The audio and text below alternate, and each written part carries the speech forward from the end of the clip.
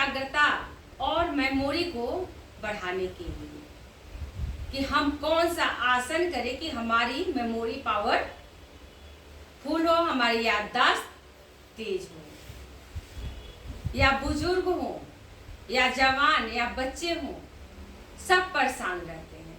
बच्चे अपने पढ़ाई से परेशान रहते हैं, मैं इतनी देर याद कर रहा हूँ फिर भी मैं भूल जाता हूँ। या बुजुर्ग होने के बाद महिलाएं भूल जाती हैं, उन्हें भी कष्ट होता है कि मैं इतना क्यों भूल रही हूँ। और युवा पुरुष ऑफिस में काम का इतना लोड होता है कि उनकी भी याददाश्त कम हो जाती है। कौन सा फाइल हम कहाँ पर रखे हैं, हम कौन सा आसन करें कि हमें लाभ मिले और हमारी मेमोरी तेज। चलिए अब हम स्टार्ट करते हैं आसन।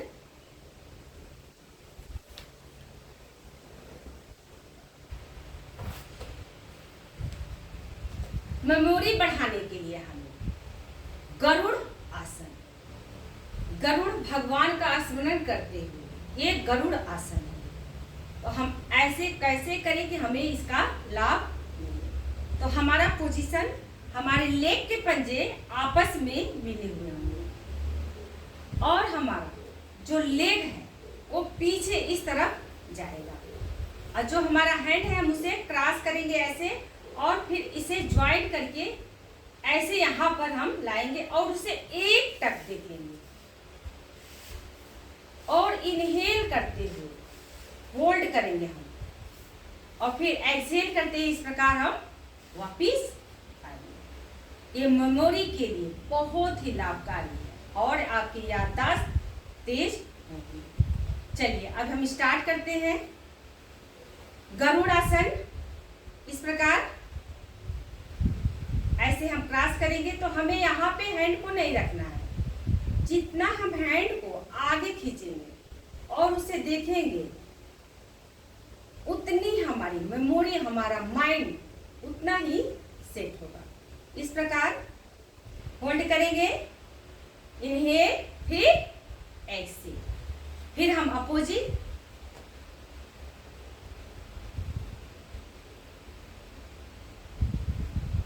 एक्सहेल। तो अभी हम अपने लेग को बिहाइंड की तरफ ले गए थे, अब हम इसे फ्रंट की तरफ लाएंगे इस प्रकार ऐसे। और ये गरुड़ आसन इस प्रकार, फिर अपोजिट लेग से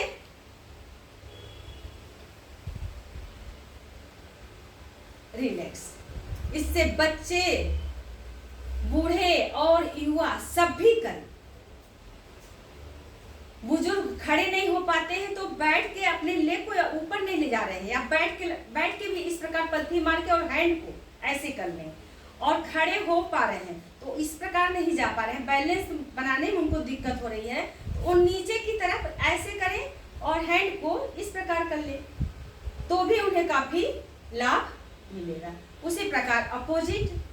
और धीरे धीरे आपसे ऊपर नहीं जा रहा, आप धीरे धीरे इस प्रकार से ऐसे ऐसे बढ़ाते बढ़ाते आप ऊपर की तरफ ले जाए। जरूरी नहीं आप फर्स्ट बार में ही इतना ले जाए या ऐसे, आप इतना भी करके जाइए, इतना जाइए ऐसे, जिसमें आपको सुविधाजनक आप बैलेंस कर सकते हैं। आपका बैलेंस नहीं हो रहा है तो किसी एक बिंदु को देखिए तो आपका बैलेंस अपने आप हो जाएगा।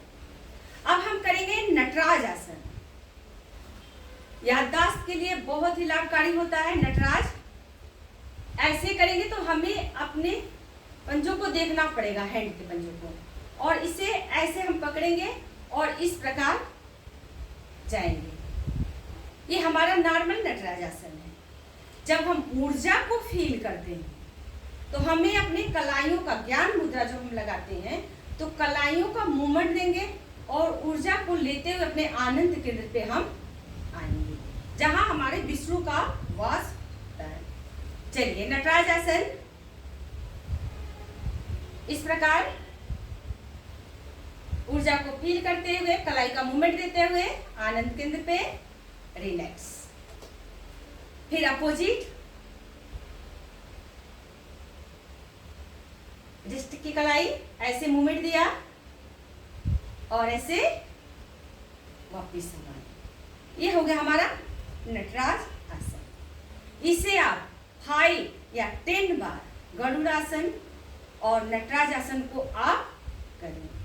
ये हो गया हमारा नॉर्मल नटराज आसन, ऊर्जा की फीलिंग करते हुए। अब हम करेंगे कृष्ण भगवान का नटराज आसन।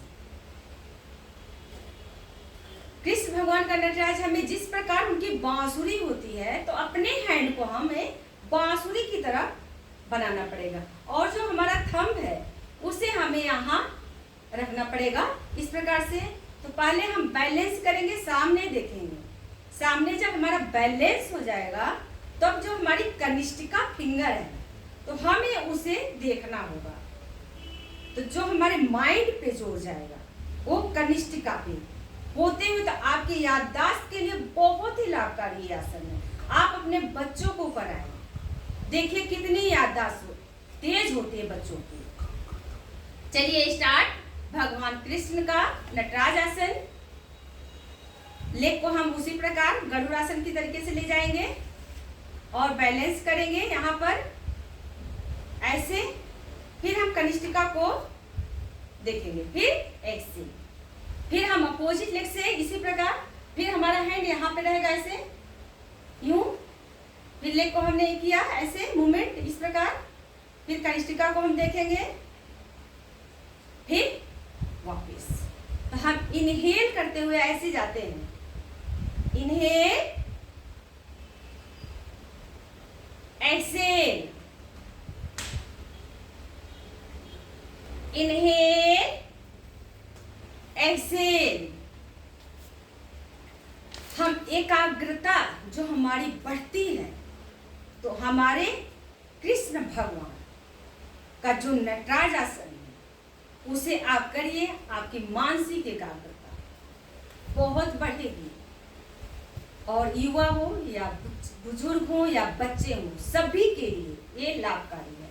अब हम लेग को बिहाइंड की तरफ ले गए थे, तो अब हम उसी लेग को फ्रंट की तरफ लेकर जाएंगे। ऐसे बैलेंस करेंगे, मूवमेंट हमारा उसी प्रकार। फिर हम कनिष्ठिका को देखेंगे, फिर वापिस, फिर अपोजिट लेग से इसी प्रकार हम करेंगे, वापिस। तो जो हम एकाग्रता जो हमारी बढ़ती है, तो हमें किसी बिंदु पे एकाग्र होना पड़ता है, अपने माइंड पे हमें जोर देना पड़ता है। आपको शुरू में थोड़ा सा पेन होगा, लेकिन आप जितना ध्यान से करेंगे उतना ही आपकी मेमोरी पावर तेज होगी। ये तो हमारा हो गया कृष्ण भगवान का नटराज आसन। अब हम ऐसे करते हुए इस प्रकार से, जो सुबह जो हमारे सूर्य देवता उठते हैं, जो उनकी लालिमा निकलती है मॉर्निंग में, आप उसे देखें और आपको विटामिन डी भरपूर मात्रा में मिलेगी। आपको बॉडी को और आपके मानसिक एकाग्रता के लिए बहुत ही लाभकारी है। जो सुबह का सूर्य भगवान उठते हैं, जो लालिमा लेके उठते हैं, आप उन्हें एक टक आप उसे देखें और जहां हम उनको देखते हुए हमें नमस्कार करते हुए दोनों हैंड को ऐसे करना है। आप फील करें कि हम सूर्य देवता को ध्यान दे रहे हैं। जो सूर्य देवता का भगवान का जो चक्र होता है, आप फील करिएगा। यदि आप फील किए होंगे तो आपको पता होगा, नहीं किए होंगे तो आप इसको जरूर फील करिएगा कि आप सुबह जब उनकी लालिमा निकलती तो आप एक टक देखेंगे। तो जैसे चक्र का किनारा होता है, उजाला निकलता है, ऊर्जा निकलती है चक्रों की, उसी प्रकार आपको फील होगा जब आप एक टक सूर्य भगवान को देखेंगे। तो आपको एक चक्र जैसा आपको दिखाई देगा और आपके आईज में आंसू आ जाए, तो समझिए आप कि आपने अच्छे से एक टक एकाग्रता से आपने उसे देखा है। उसके बाद ही आप छोड़े और भगवान को प्रणाम करते हुए, और जरूरी नहीं है कि ज्यादा तेज सूर्य भगवान उग जाए तो आप उन्हें देखें, बिल्कुल नहीं। केवल सुबह की लालिमा आप देखें और सूर्य अस्त की लालिमा आप देखें और अपने मानसिक एकाग्रता को आप बढ़ाएं। चलिए, जब हम सूर्य देवता को जब हम करते हैं खुले में, ओपन में करते हैं अपनी मानसिक एकाग्रता बढ़ाने के लिए, तो हमें कौन सा आसन करना चाहिए? तो हम ऐसे सूर्य भगवान को देखते हैं और इस प्रकार जाते हैं 1 और फिर 2, फिर सूर्य भगवान को हम देखेंगे 3 4।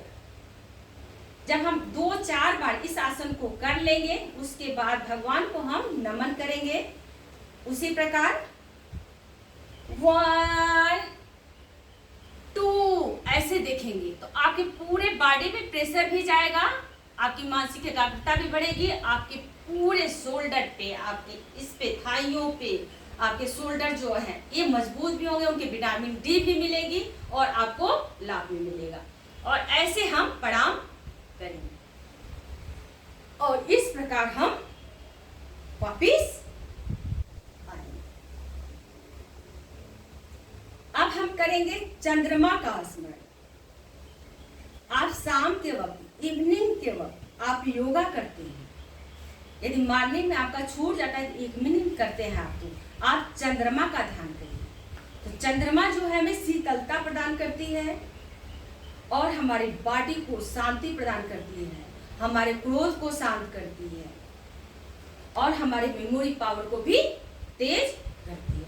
तो चंद्रमा का है, ये चंद्र आसन है, चंद्रमा के द्वारा लिया गया है, चंद्र भगवान के द्वारा लिया गया है। उसमें भी हम ऐसे करेंगे तो यहाँ पे जाएंगे तो 1 टक चंदा मामा का हम ध्यान करेंगे। जो बच्चे कहते हैं कि हम चंदा मामा को हम देख रहे हैं, उसी प्रकार आप चंद्रमा का ध्यान करें और बच्चों से कहिए इस आसन को करें। वो पुशअप नहीं कर पा रहे, नीचे की तरफ नहीं हो पा रहे हैं, तो वो ऐसे भी ऐसे करके 1 टक देखिए और आप कर सकते हैं तो ऐसे 1 टक देखिए ऊपर की तरफ और फिर वापिस। उसी प्रकार अपोजिट लेग से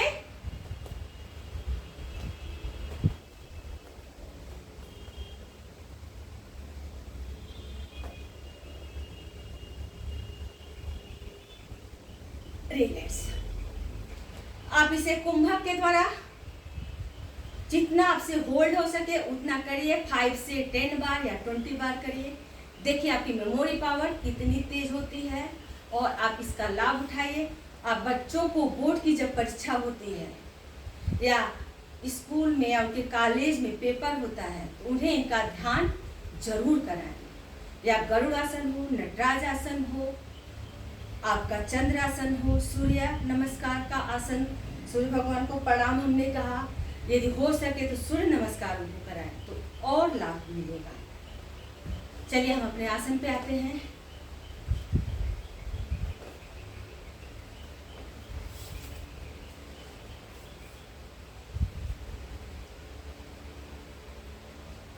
और आप ओम ध्वनि उच्चारण फील करें, मंत्रों का उच्चारण करें। 100 आसन में लेटकर आप अपने बॉडी को ध्यान करें, वो भी मानसिक एकाग्रता में आता है, उसका ध्यान करेंगे, अपनी पूरी बॉडी का ध्यान करेंगे, तब भी आपकी मेमोरी पावर ताकतवर हो और आपको लाभ मिलेगा और आपकी बॉडी स्वस्थ होगी। आप कोशिश करें आसन और प्राणायाम करने के बाद 100 आसन में आप 5 से 10 मिनट लेटकर अपनी पूरी बॉडी को देखिए और मन ही मन ओम का उच्चारण करें और किसी धुन को महसूस करें, अपने इष्ट का ध्यान करें। आपको ये मेरा चैनल पसंद आया हो तो इसे शेयर करें, सब्सक्राइब करें और लाइक करें। Thank you.